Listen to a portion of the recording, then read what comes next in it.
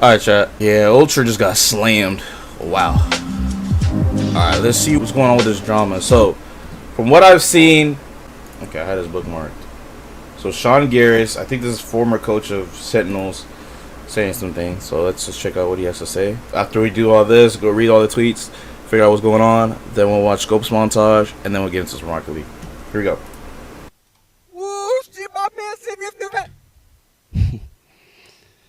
Yeah, so I was not planning on being here tonight. I don't think I'm really in the right mental state to make this one, but for those of you that don't know me, my name is Sean Garris. I have been in this industry for, over 20 years now. It started as a player, was broadcast talent, analyst, and caster in both Counter-Strike and Valorant, coached in Valorant, GMing currently in Valorant, content creator in both games, ran my own tournament in Valorant, worked in partnerships at PopDog, which is the parent company to Loaded.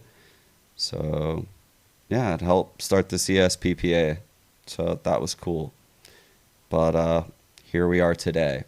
And what we are discussing today is the state of Tier 2 North American Valorant. Yeah. It is infected. Match fixing, cheating, underground gambling rings, people making hundreds of thousands of dollars on these games that are rigged. God, wait, go back? What? Okay. And caster in both Counter-Strike and Valorant, coached in Valorant, GMing currently in Valorant, content creator in both games, ran my own tournament in Valorant, worked in partnerships at PopDog, which is the parent company to Loaded. So, yeah, it helped start the CSPPA. So that was cool. But here we are today. And what we are discussing today is the state of Tier 2 North American Valorant. Chat, let's be 100, bro. How many of y'all watching Tier 2 North American Valorant? Even just like Tier 2 Valorant. Like, I feel like after they forced that Optic team to break up, like, VCT has not been the same. After they forced that Optic team to break up, because they didn't give them franchising, so then they had to go to NRG, it felt like Valorant was just in, like, a weird spot. Like, that's actually so lame that they didn't give Optic franchising. So NRG ended up capitalizing and taking their whole team. Chat, Crashies, FNS, artists, all of them. So they ended up taking that whole team, and it was like, dang, like, oh, not artists. I don't think artists was on the original team. I think it was, I forgot who was on the original Optic team. Ye was on there, and someone else, I can't remember his name. And then they introduced, not Challengers or whatever, but like Ascension. So I was still watching it. Obviously, I was still watching Valorant because I really loved Valorant at the time. And the Guard ended up being an Ascension, so they end up winning Ascension to go to Tier 1, and obviously they're not G2 because they had a breakup because I think it was Gentlemates. Gentlemates ended up breaking up. Who was the Guard? I'm trying to remember their parent company. Yeah, so apparently the Guard just like, they didn't get to be able to play in the 2024 season, so G2 was able to swoop in and buy the Guard from them, who just won Ascension. Which was kind of like weird. I don't know. Valorant's been super weird. They've been forcing companies out of the scene. Optic got forced out of the scene. The Guard got forced out of the scene. After that, the Guard ended up winning Ascension, and obviously they ended up going to Tier 1, and now they're G2, and G2 is one of my favorite teams. I've been watching the Guard since 2022. During the Ye Optic era, and the Guard, they were frying, so I just stick to the Guard. They're G2 now. Optic broke up, so I stopped watching Optic, and Sentinels. I never was a big Sentinels fan. Was Sentinels still going? Alright, they're getting franchising. So after that, it's just been weird. Try to keep up with M80 a little bit. They end up losing Ascension last year to, I don't remember what team they lost to. That was unfortunate. So they end up kind of breaking up that team with Xander. I think it was the bald dude. Oh, what's his name? He's like a bald chef. Oh my god, what's his name? I followed him. He was so fire on KO. What was his name? Oh my god, I don't remember his name. But he was so fire on KO, I forgot his name. And M80 team, so they ended up losing Ascension, and then they just broke up. And it was just like, so Xander ended up getting picked up to 100 Thieves. And yeah, it's been a weird time. Let's get back into this. Yeah. It is infected. match fixing, cheating, underground gambling rings, people making hundreds of thousands of dollars on these games that are rigged. I was on Complexity on the other side of things when iBuyPower threw a game. We were making $300 a month before VC money. iBuyPower had no salary, but they threw that game for $700 of Counter-Strike skins. This is mental. What I Counter-Strike skins? I've been looking into this for quite a bit now, and it's about time that I guess it came out. I mean, I was trying to clear people behind the scenes and do due diligence, get through the proper channels. Riot is doing their own investigation. NA Challengers is doing theirs as well. I'm sure some other people are aware also. And I think a lot of people are. People have been watching my co-streams. I've been supporting NA Challengers from the jump. Same with Game Changers. And again, I've been here for a while, and the desperation in the room is unlike anything I've ever felt. Back in the day, there wasn't really much money to begin with. So it was kind of unforgivable because everyone was just doing it for the love of the game. These days, there was money, and it was so recent. You just have to go back a couple years on VLR. Go back to 2022 and just look at the teams. I'll list them right now. Xset V1, Rise, Knights, Luminosity, Pioneers, The Guard, Renegades, Ghost, Andbox, Complexity, Soar, Radiance, FaZe. All of these jobs gone in a couple years. Yep, and I'm saying, that's what I'm saying. FaZe got out of the scene, bro, once they did franchising and FaZe wasn't in the scene, there was no point. I don't remember who was on that FaZe team, but Baby Bay was on there. They dropped him. Once they didn't get franchising, it's like, okay, why are we spending money on Valorant? We'll just get out of Valorant. Even Moist Esports had to get out of Valorant. Charlie's team, Penguin Zero, and the Guard got lucky, honestly, because even though they were forced to, sell their company, they ended up getting a good amount from G2. They ended up a good contract from G2 to sell their team, so G2 ended up in bread for that, so I guess they got their pretty penny. But I mean, the Guard probably still be in the league right now if they could, because they end up winning Ascension. Evil Geniuses I think they end up winning Valorant Champs, and they couldn't keep their team because the owners didn't want to pay. They didn't want to up bread the salaries. So I don't know, bro. Let's go back. LR. Go back to 2022 and just look at the teams. I'll list them right now. Xset V1, Rise, Knights, Luminosity, Pioneers, The Guard, Renegades, Ghost, Andbox, Complexity, Soar, Radiance, FaZe.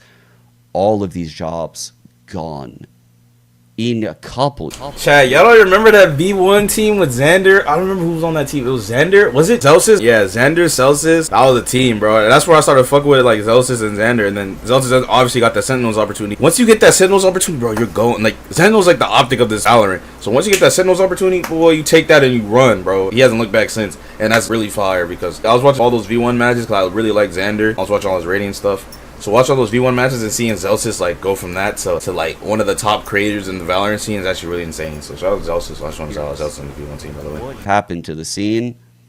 It does not make this excusable. This behavior is absolutely unacceptable.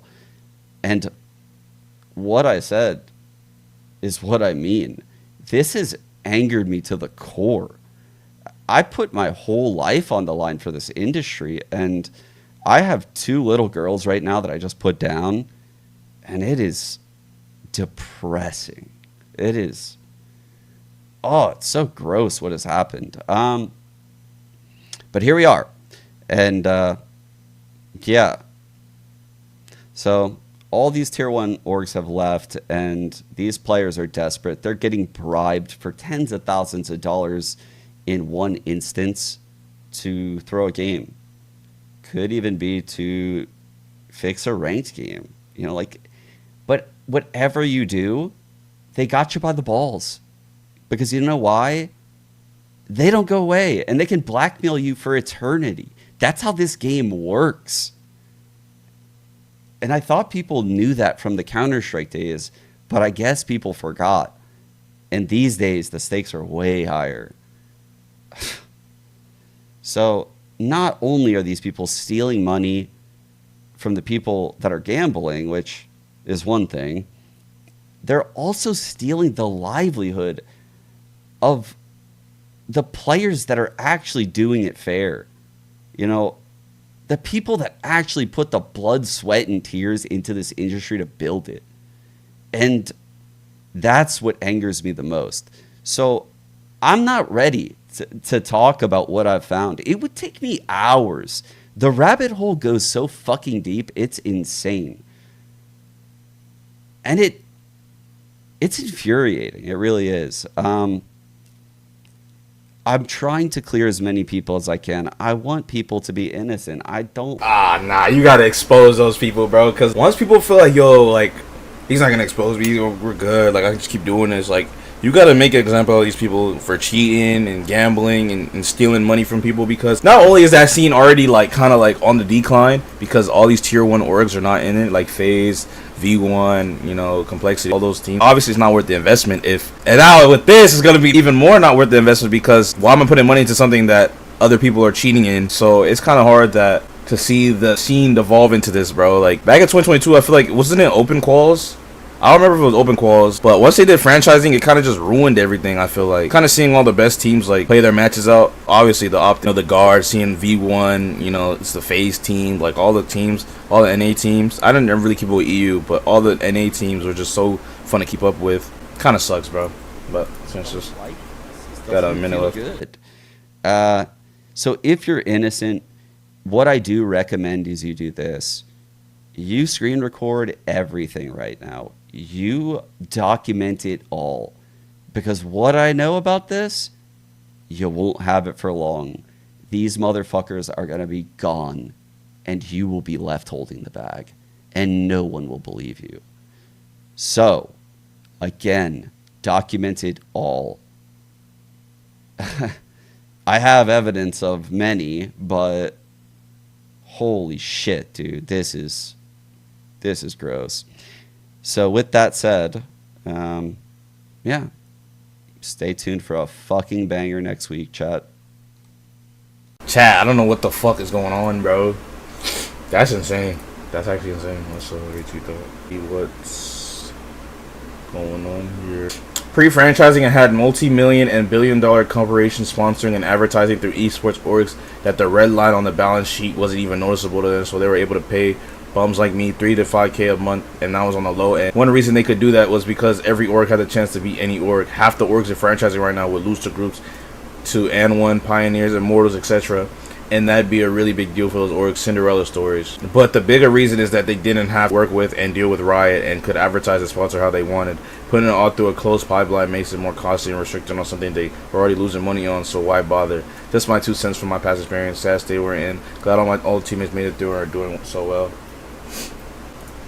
And quickly, for the people who don't get it, there are orgs with a few sport or tech related sponsors or advertisers that give you a few thousand a month each. With that, you pay staff, roster, operations, etc. Those sponsor companies are rich as fuck. To them, they're making themselves relevant and seeing with a competitive org and don't know anything about partnerships. They're basically paying a few minimum wages. Now with partnership, the org had to tell them 2 things. 1, we can't compete against the best players, teams, tournaments anymore because we didn't get selected. We have to compete to potentially earn 1 slot after a year. 2, you may not be allowed to show any of your BCL streams, advertising materials for X reason. Example given, Riot already has a supplement or clothing sponsor, just spitballing reasons. Or you may have to work with and pay Riot as well. The work to do that would cost more than the few thousand they're giving them. No thanks. They pull out. Now the org has no more advertisers or not enough, can't fill the challengers team. Remember, most of us thought that Riot would have a system like League of Legends where the orgs would have to pay 5 to 10 million to participate. You really think half these 34 orgs are lump sum of money like that? Nope. And that's what I'm saying, chat. Bro, these orgs aren't going to upbread to get into the scene, and you're not guaranteed to make money. You're not guaranteed your return on your investment. Like, that's what I'm saying. A lot of the big tier 1 orgs, like, that's why FaZe isn't in Valorant. That's why Optic isn't in Valorant. That's why most esports isn't in Valorant. They try to do it with Shopify and DSG. And it's like, okay, but like at the same time, you're losing money. It's not really like passion. There's no passion behind. There's no real point. So I understand that, bro. It just sucks, bro. Yeah. Nerfed is right. I think it was 10s. Okay, I'm going to word vomit. Oh, let me full screen check. Why y'all not tell me to full screen? I'll full screen zoom in. Why Why don't you tell me the full screen? L chat. Okay, Tens. This is what Tens said. Okay, I'm gonna word vomit a little bit on the TL. The current state of NA Valorant below tier 1 level is an absolute terrible place. Tier 2 was fundamentally killed when Riot introduced franchise system without providing hands-on support for the Challengers League and are offering proper financial aid to the orgs willing to invest in it and help grow and support our future players and teams. It's honestly not surprising that match fixing for money eventually happened. These players are putting in all their time and energy to become the best, chasing their dream and making it big, and joining a tier 1 team. When that hope is lost, people may resort to accepting money. And to be honest, that kind of money could be life-changing for them. I think the one thing Riot failed to consider is that Tier 2 is a crucial pillar of support for Tier 1 play. It's incredibly exciting to see new underdog teams and rising talent perform on the big stage, and often makes for some of the most competitive and thrilling esports moments of all time. When that pillar starts to crumble, it's a very real risk that the entire structure could collapse. It's genuinely depressing and disappointing to see Riot mishandle the game I truly love and care about, even if I criticize it a lot. I hope they come to realize that they need to support the entire competitive ecosystem, not just the very top. Lastly, streaming the game and trying to create content around ranked has been a nightmare. Every streamer constantly getting stream sniped, which forces people to delay stream and ultimately kill chat interaction. Matches are being thrown again either for money or to help others climb and reach high spots of the competitive leaderboard, even though it's ultimately pointless. The incentive to play ranked has remained the exact same since the game launched. A lot of ranked players aren't excited to play, they're just addicted, queuing up and chasing the feeling the game gave them a long time ago. There have been no exciting new rewards for reaching the top and no new game modes that allow for fun, expressive content to be created. I'm still pretty heated as I write this. I just want what's best for the game, both at the top and everything beneath it. We the players need to see action, not just words. Thanks for coming to my TikTok, and I'm super excited to read my 10 Radiant Gun buddy. Yeah. 10s is checked. Agree. Well, yeah, so that's a drama. Apparently, people are match fixing Tier 2, and Tier 2 is pretty much dead. No, not pretty much dead, but a lot of people are not trying to do that. So, alright, chat, but that's the drama. I don't know if there's anything else on that. I think I pretty much covered everything. Let me just make a quick little tweet. Tier 2 essentially died with the franchise and teams by Riot. All of the spry NA teams we all grew to love in 2022 are no more, and now orgs and advertisers do not want to even look at the scene and invest their money to make the scene grow. Riot needs to do better. Alright. That's real quick. Alright, chat, there's nothing else on that. So, let's watch Ghost Montage.